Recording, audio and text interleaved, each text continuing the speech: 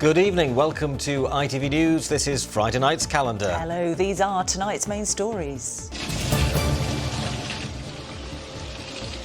Could it happen again? The fresh fears of people living in an area of Sheffield after they were left without heating or hot water for weeks last winter. The vulnerable people in this community, they have had severe mental anxiety due to this. There are still 200 properties without either heating or cooking facilities. We need to get things moving now. As Britons continue to flee conflict in Sudan, the moment a mother from North Yorkshire finds out her daughter has managed to make it out by boat. And I'm getting upset. But it's just fantastic news. As new Grassroots guidelines around concussion are announced, Oh, fine goal, Ernie Moss. The widow of Chesterfield legend Ernie Moss on why she's raising awareness about the dangers of heading. And Good girl. Why a remarkable Yorkshire raven has gone global and could soon be taking the art world by storm.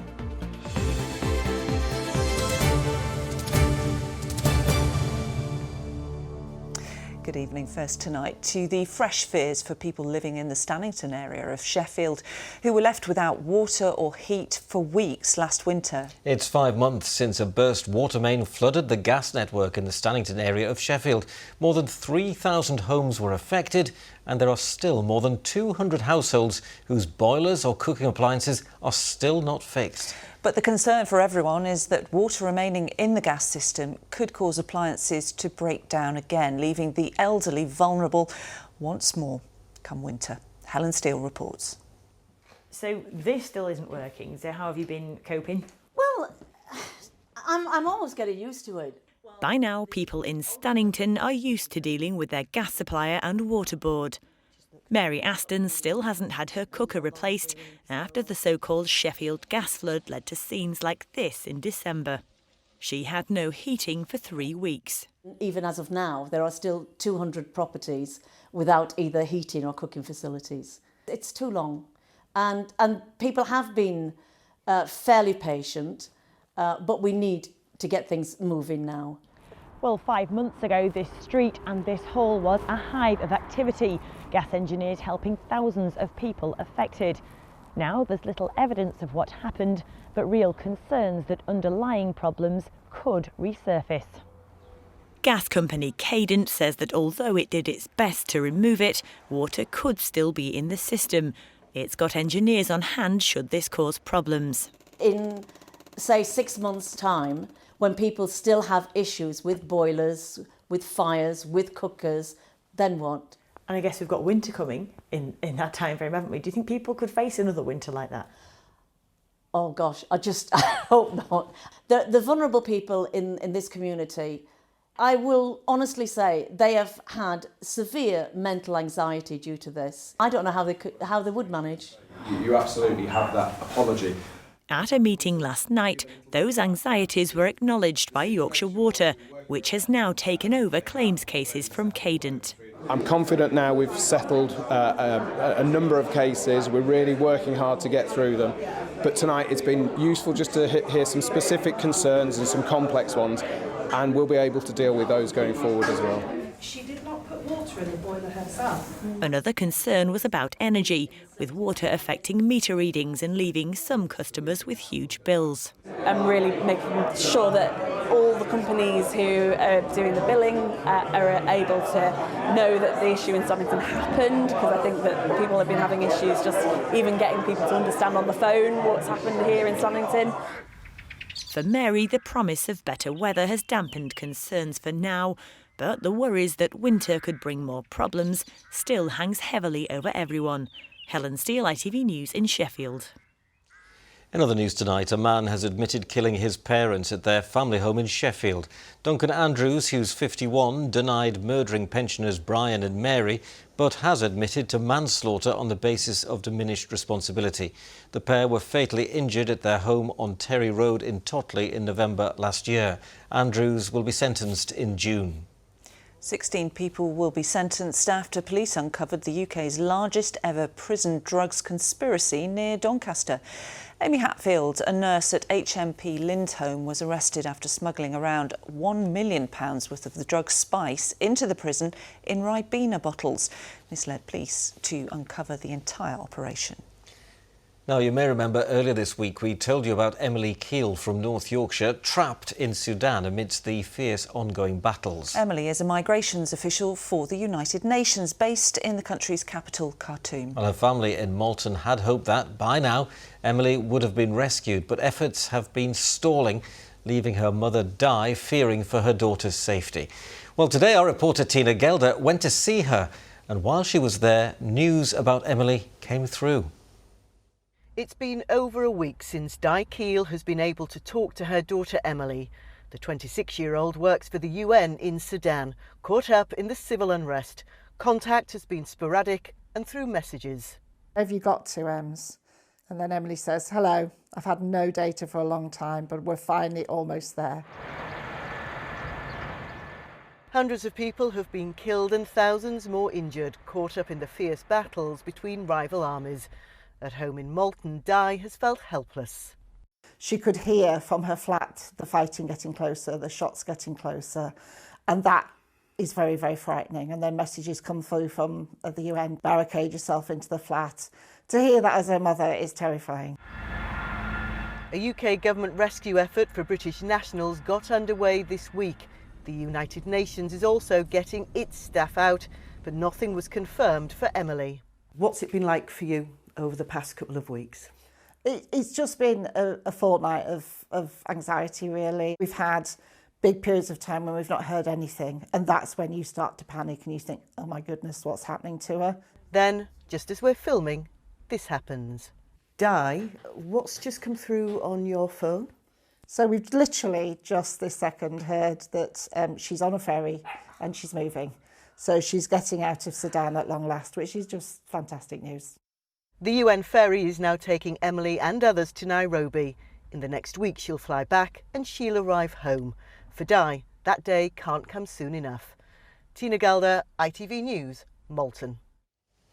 Grassroots sports clubs have been given new guidance from the government to help protect players from brain injuries.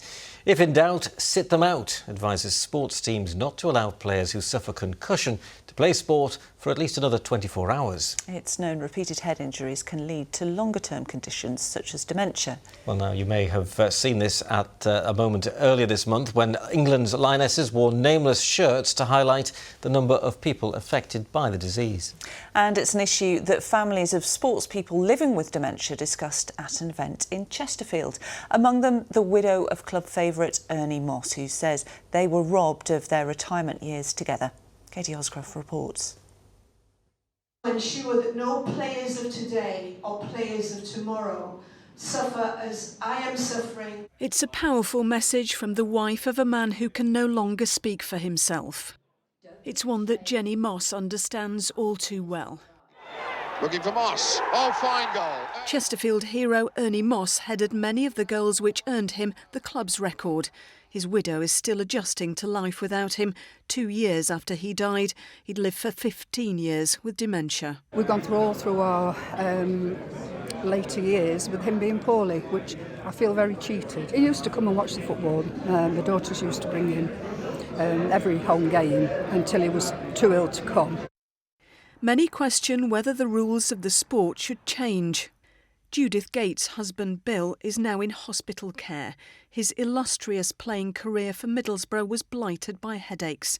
She came to Chesterfield to tell her story. When I talked with my husband, we described it as we wanted our work to be like planting a tree where we knew that it would be the next generation that would benefit from the shade.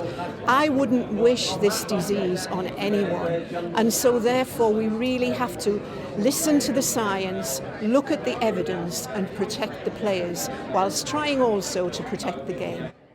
Sean O'Neill played for 12 years at Chesterfield.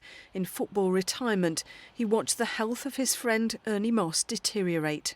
Did you think when you were playing about the dangers of the game? No, I don't think anybody ever thought that. You were playing football, so, it's like when you start playing football, you're a kid, and when you finish playing it, you're still a kid. You just love playing. I mean, it's the kids. Obviously, the kids that are coming up now, 5, 6, and 7. Do we want them to be heading the ball? What can we do about it? Do you take it out completely? The government now says it's issuing guidance to help people identify, manage and prevent concussion in grassroots sport.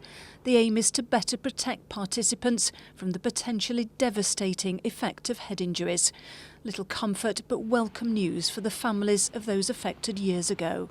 He still watches football on the TV, which is one of the biggest ironies, because the game that he is watching is the game that has caused his decline. We don't want the next generation of footballers coming through with this. I mean, my grandchildren play football and I don't like them heading the ball. This support group, meanwhile, is there to help those from a generation who believe they're paying the price for playing the sport they loved. Katie Oscroft, ITV News, Chesterfield.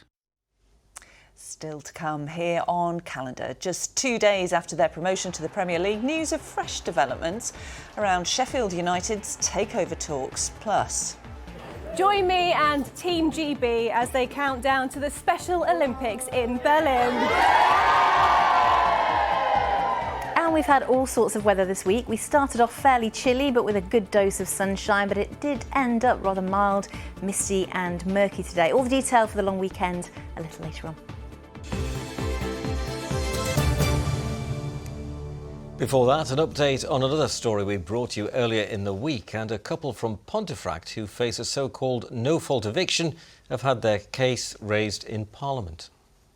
My constituents, Chris and Sandra Taylor, was highlighted on the ITV programme Calendar. Well, this is the couple's MP, John Trickett. He's been talking about our report on how they'd been served a Section 21 notice. They can be used by landlords to force tenants out without a reason and 2 months' notice.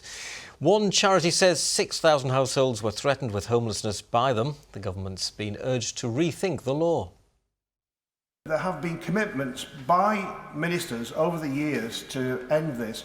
As she considers the next parliamentary session, the King's Speech, will she just give an undertaking to the House that this loophole will finally be ended? The Secretary of State for Levelling Up and my right honourable friend, the Prime Minister, are very focused on ensuring that, that those who are renting are protected. Well, it's time for sport now. And just days after winning promotion to the Premier League, well, it seems there are changes afoot for Sheffield United, Chris. It certainly does, doesn't it? Yeah, no sooner had the fans, slept off that hangover from the other night than it seems the owner wants to sell up. Now, we all know about the financial issues the club has faced this season, going into administration, talk of the undersoil heating at the training ground being switched off. And we know that Prince Abdullah, the club's owner, had been in discussions with Nigerian businessman Dozie Mbosi about a possible takeover. But after the exclusivity period for that deal expired without a sale and the Blades secured promotion to the Premier League on Wednesday, I think most people assumed the Prince would keep hold of the club. But he said in an interview today that it is still for sale and he'd like to get a deal done in the next 4 weeks. Well, earlier on, I spoke to football finance expert Dan Plumley from Sheffield Hallam University and asked him why the Prince would still want to sell. Principally, you've got two things at play here. One is the current financial situation at the club, which we know has not been great over the last couple of years. But then also the value of the Premier League-ness of Sheffield United now. So that links to the revenue line, and you can add probably 100 to 150 million on that valuation. So it's that factor there that adds on to the sale value. So I think that's probably at play here as much as anything. Yeah, so what Dan is effectively saying there, that if the Prince sells now, he'll get more money for it. Be interesting. We'll have to watch that space on that one, certainly. And of course, Sheffield United obviously going to the Premier League, but what about Leeds? What's happening there? Yeah, it's looking precarious for them, isn't it? 4 games without a win now for Leeds. Now, this is the league table in the Premier League as it stands ahead of Leeds' match down at Bournemouth on Sunday. And at his press conference today, head coach Javi Gracia stopped just short of describing this as a must-win game. The situation we are, for sure, we need to put everything in this game, because we've missed the last chances and we have to take the next one. Well, staying with football, and Rotherham United will have a nervy end to their championship season after missing out on the chance to all but secure survival last night. Now, this was a game which had to be replayed after an almighty deluge forced the abandonment of the original tie last month. And a few fans, well, they came equipped should the same happen again last night. Well, as for the game, Rotherham fell behind but did equalise before half-time. However, with just 2 minutes left on the clock came the sucker punch, Cardiff snatching the win, which means Rotherham are just 3 points above the relegation zone with 2 games left to play. Now, there's no Super League this weekend. Instead, there's a couple of internationals taking place. Both England's men's and women's teams take on France in Warrington tomorrow afternoon. Now, both teams have been training ahead of the game this morning in what is the first time they've all got together since the World Cup last winter.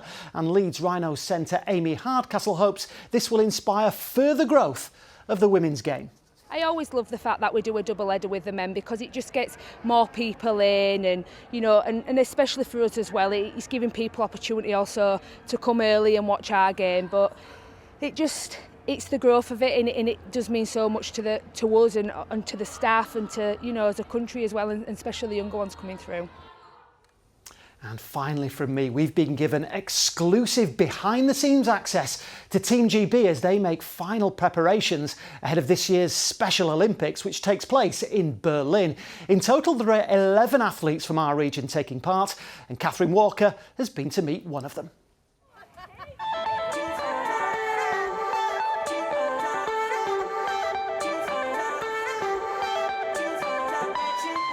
With the official group picture taken, the countdown to the Special Olympics 2023 is on. Oh, really excited for Berlin. It's my 3rd World Games, so it's going to be an absolutely fantastic experience for myself and also for the athletes. They're incredible. They've been working really hard. They've kept really active through the last few years to kind of get them to a place where they are ready for the World Games. How long have you been playing tennis? Among this year's team is Matthew from York. He plays tennis and has big hopes for Berlin. I'm hoping for gold, but whatever happens, I'm happy to have been representing our country. It's a lifetime opportunity, and it's the best opportunity that I've had in my life. But I just can't wait to go and give it my all and represent Great Britain, but represent Yorkshire as well. This year, 82 athletes have been selected to represent Special Olympics Team GB. This training weekend is their final chance to get together before the big games themselves. We're feeling incredibly excited ahead of Berlin. We've got a lot of work to do with the team to make sure they're ready, and they're very excited. But it's an amazing event. You know, everybody's seen people competing at the Olympics and the Paralympics, and for these guys and for us, this is just the same. To take part in the Special Olympics, athletes must have an intellectual disability. And that means there's extra preparations, including classes on travelling abroad and staying safe. For a lot of the athletes, it might be the first time they've actually been away from home, from that home environment. So these weekends are important because we can actually just gradually get them used to being away from that family network and in a completely different environment for potentially 2 weeks away from the family. And what a 2 weeks it will be. The 2023 Games will start in just over 6 weeks, and there's no doubt Team GB will have the time of their lives. Catherine Walker, ITV News. I remember covering the Special Olympics when it was in Sheffield a few years back. It was a wonderful event. We wish them all the best in Berlin in the summer, don't we? We certainly do. We'll be seeing more of that when it happens, won't we? I'm sure we will. Thank you. Thanks, Chris. Now, there have been some poignant scenes in Keighley as a firefighter who died saving the lives of 3 children in a house fire there 40 years ago was remembered at a ceremony.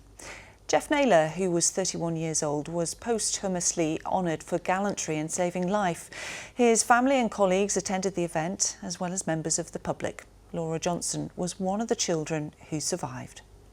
It's not just Jeff that lost his life, it also my sisters did. So I'm here, well, for everybody that lost their lives in that fire 40 years ago. Obviously, like I said, pay my respects to the firefighters that fought for us, saved me, my brother and my sister. Incredible story was that. Now then, the ITV Evening News continues at 6:30. Here's a look at what's happening with Charlene White. Coming up, the chair of the BBC resigns after a Boris Johnson loan row. Richard Sharp broke the rules on public appointments. We'll hear the calls to change the way his successor is picked. New guidance for those who suffer suspected concussion, why grassroots athletes will be told to sit it out for 3 weeks. Plus, leaving no stone unturned, the complex operation to keep up an ancient coronation tradition. Join us for those stories and more from 6:30. Certainly will. Thanks very much, Charlene. And it's weather time. It's Friday. Yeah, it might have been cloudy this morning. There might be a few caveats for the weekend, but it's Feel Good Friday for sure. And it all began early this morning. Check this out. 2 baby chicks on the top of Wakefield Cathedral had their very first breakfast after being born yesterday. It's part of the Wakefield Peregrine Project. It was a worry this year as the new female first-time mum had everyone wondering if her 2 eggs were going to hatch safely, but ta-da, the birds are wild. And the charity, all they do is just leave them to it. They provide the nest box and the webcam, which you can view live. It's very addictive. Wakefield Peregrines on Twitter. How about That's that? incredible, Have you been isn't it? spending the afternoon looking at Not that? Not at all. I've been working very hard. I'm going to stay positive for the weekend. There are a few little bits, but I'm determined to give you the rough with the smooth. So it will be a little bit fresher along the coast, but the good news is it will be drier and brighter for longer there, and the temperatures will improve by the time we reach Monday. It will be showery. Some of the showers could be heavy, but where we get the showery outbreaks, you're most likely to get the warmest of temperatures and the best of the sunny spells in between. And also the higher pollen and UV this weekend, especially where we get the drier and brighter spells. But yes, it's great for nature. Like this, everything's going to pop, I think, by the time we reach the end of the weekend, because they'll get a good water and a bit of warmth. So this is a beautiful shot taken earlier in the week at Middleton Woods in Ilkley. A big thank you to Mike. These may be the close-ups, but they're still in Ilkley, but this was by Jane Horrocks. A big thank you for sharing. Bleeding Hearts in York, absolutely beautiful. And you can see the new shoots there. I bet they're going to come on a little bit over the next few days. Check out this ballerina blackbird. Absolutely love it. We've had quite a few bird shots, and this one, if you ever wanted to look right behind you, there you go, a jackdaw. I don't know how it did it, but it's amazing. And you forecast a little later on, of course. Kerry, thank you. Lovely photos there. Well, we'll be staying with birds, actually, won't we? Yeah, it's all about birds tonight because, well, we've heard about talking parrots in the past, haven't we? You know, the ones that can say calendar. When we go and film them, they don't speak. But what about the painting raven from South Yorkshire? Yes, Odin, as she's known, has painted more than 100 pictures at the tropical butterfly house where she was born. And some of them have been displayed as far afield as Australia. But Odin's very intelligent and gets bored easily, as Adam Fowler found out when he went to witness the artist in action. You can do better than that. Good girl. One more. Good girl. And so the artist in residence at the Tropical Butterfly House in Northampton begins her latest commission.